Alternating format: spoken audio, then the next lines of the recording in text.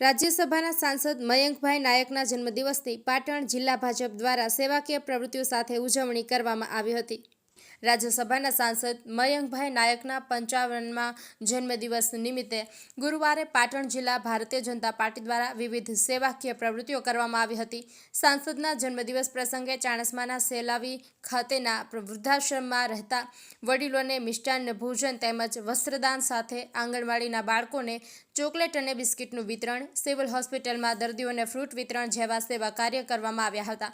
જ્યારે પાટણ શહેરમાં પણ સદારામ છત્રાલય અને લાઇબ્રેરીની દીકરીઓને મિષ્ટાન્ન ભોજન તેમજ સિવિલ હોસ્પિટલમાં દર્દીઓને ફ્રૂટ વિતરણ કરાયું હતું। તો સરસ્વતીના કાંસા CHC સેન્ટરમાં ફ્રૂટ વિતરણ અને ભગવાનપુરા ખારેડા પ્રાથમિક શાળામાં બાળકોને ભોજન આપવામાં આવ્યું હતું। તો સમી તાલુકાના વિવિધ ગ્રામ્ય વિસ્તારોની આંગણવાડીના બાળકોને પણ ચોકલેટ, બિસ્કિટનું વિતરણ કરી સાંસદ મયંકભાઈ નાયકના જન્મદિવસની ઉજવણીને યાદગાર બનાવી હતી।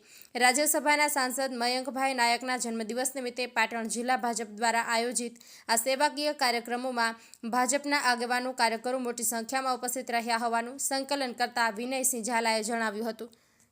News of Patan.